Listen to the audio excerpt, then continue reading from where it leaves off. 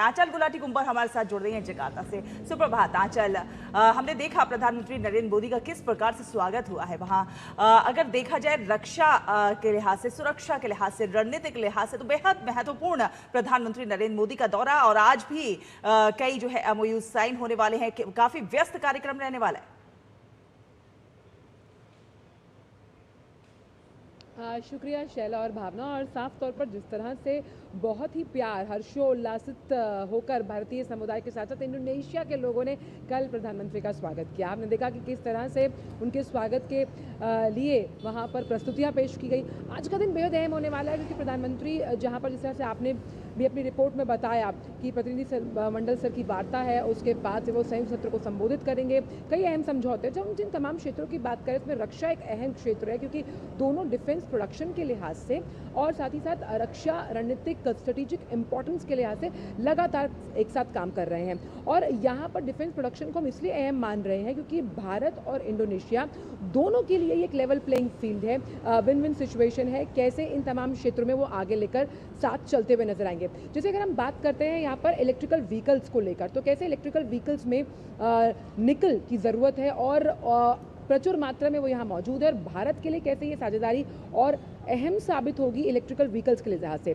हम बात करते हैं कि भारत तीसरा सबसे बड़ा यूनिकॉर्न स्टार्टअप इकोसिस्टम है और डिजिटल सिस्टम को मजबूत करने में लगातार इंडोनेशिया आगे बढ़ रहा है। फिनटेक सॉल्यूशंस के लिहाज से, वो फिनटेक सॉल्यूशंस जो आपको बीमा क्षेत्र में, वो फिनटेक सॉल्यूशंस जो आपको नए बिजनेस खड़ा करने में मदद करते हैं, उस लिहाज से दोनों देश डिजिटल अर्थव्यवस्था को आगे बढ़ाते हुए नजर आएंगे।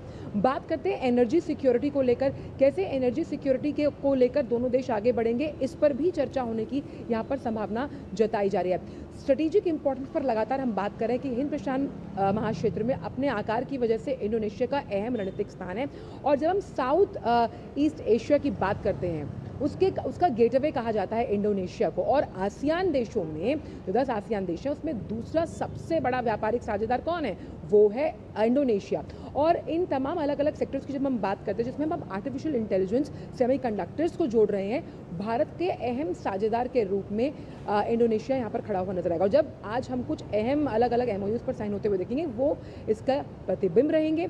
और सबसे अहम बात यहाँ पर यह है कि प्रधानमंत्री आज जब इंडियन कम्युनिटी से बात करेंगे, क्या ऊर्जा का संवाद होगा, किस तरह से वो पीपल टू पीपल कॉन्टैक्ट के लिए जाने जाते हैं, मन की बात के लिए जाने जाते हैं जी, तो वो यहाँ पर देखना बहुत दिलचस्प होने वाला है। भावना और शैला। आंचल, यहाँ ये भी देखा है अगर भारत इंडोनेशिया के रिश्तों को बात करें तो लगातार प्रगाढ़ होते हुए रिश्ते नजर आ रहे हैं। 2018 में कॉम्प्रिहेंसिव स्ट्रैटेजिक पार्टनरशिप का दर्जा दोनों देशों ने दिया। उसके बाद से हम देख रहे हैं कि प्रधानमंत्री नरेंद्र मोदी की लगातार यात्रा, और हर यात्रा में कुछ ना कुछ निकल कर आया है, कुछ ना कुछ विन विन सिचुएशन दोनों देशों के लिए निकल कर आई है। डिजिटल और आर्थिक सहयोग में भी दोनों देश बहुत आगे बढ़ते हुए नजर आ रहे हैं और इंडोनेशिया भारत की कई योजनाओं का मुरीद रहा है। ऐसे में क्या आज भी कुछ हम डिजिटल और आर्थिक सहयोग में बढ़ते हुए और रिश्तों को प्रगाढ़ होते हुए देखेंगे? भावना, जब हम यहाँ पर लोगों से बात कर रहे थे और हमने यहाँ पर कई ऐसी जो मॉल्स हैं, दुकान देखी, तो वहाँ पर आप देखेंगे आप QR कोड, जिस तरह से हम QR कोड का इस्तेमाल करते हैं UPI पेमेंट के लिए, QRIS, उसे क्रिस कहा जाता है, और हमारा UPI सिस्टम है। हालांकि इसको अभी इम्प्लीमेंट होने में यहाँ पर वक्त लगेगा। और ये कैसे डिजिटल अर्थव्यवस्था को, भारत के इस डिजिटल मॉडल को जब ये अपनाएगा इंडोनेशिया, अब इसमें आप समझें कि जो डिजिटल ट्रांजैक्शंस है उसका आदान प्रदान बहुत आसान होगा। उससे क्या होगा? उससे पर्यटन बढ़ेगा। टूरिस्ट के लिए ये एक बहुत बड़ा, हम कह सकते हैं, वरदान होगा जब वो यहाँ पर आएंगे। और जब आप मानते हैं क्योंकि इंडोनेशिया आइलैंड से घिरा हुआ देश है, हम बात करते हैं बाली, हम बात करते हैं जावा, और इन तमाम जो आइलैंड्स हैं उन पर टूरिस्ट अट्रैक्शंस के लिए कई ऐसे स्पॉट्स हैं। तो आप ये मानिए कि इंडोनेशिया की आर्थिक प्रगति को गति देने वाला साबित होगा। इसके साथ साथ क्योंकि हम स्ट्रेटेजिक पार्टनरशिप की बात करें, ये स्ट्रेटेजिक पार्टनरशिप इसलिए भी इम्पॉर्टेंट है क्योंकि आसियान अगर हम बात करें तो कैसे एक समावेशी खुले व्यापार की बात करता है।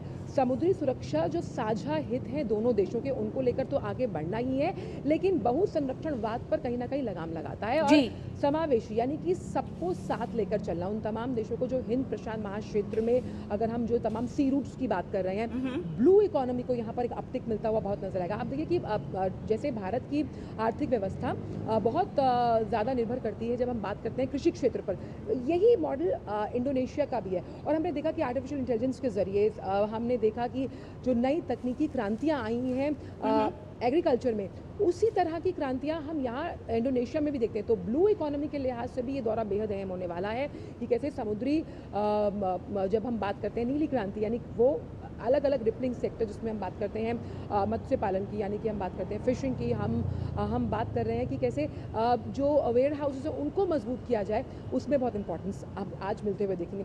इसके साथ साथ क्योंकि यहाँ पर सांस्कृतिक तौर पर डीप रूटेड टाइज हैं, मैंने पहले भी कई बार बताया कि 2025 में नो योर डायस्पोरा के नाम से इनिशिएटिव शुरू किया गया। कैसे भारतीय समुदाय यहाँ पर एकजुट होकर, आप देखिए करीबन 130 कंपनियाँ हैं यहाँ पर भारत की जो इंडोनेशिया में यहाँ पर काम कर रही हैं अलग अलग सेक्टर्स में, वो तमाम सेक्टर्स जो ग्रोथ ड्राइवर्स माने जाते हैं किसी भी आर्थिक व्यवस्था की रोबस्ट रिजिलियंस के लिए। और जैसे हमारे लिए विकसित भारत के लक्ष्य को परिलक्षित करना है 2047 तक, ऐसे ही गोल्डन इंडोनेशिया वो अपने आर्थिक परिदृश्य को कैसे मजबूत करता नजर आएगा। ऐसे बहुत सारे आयाम हैं जो साझा हैं जब हम बात करते हैं इंडोनेशिया और भारत की, जो साझा है उनके साझा दृष्टिकोण को दर्शाते हुए नजर आते हैं। और इसी वजह से इंडिया और इंडोनेशिया दीर्घायु जो रिश्ते हैं वो आगे बढ़ते हुए नजर आएंगे इस दौरे से। अगर देखा जाए व्यापारिक संबंधों की बात करें तो वो भी लगातार आगे बढ़ते हुए नजर आए हैं। फिलहाल बहुत बहुत धन्यवाद आंचल इन तमाम अपडेट को हमसे साझा करने के लिए।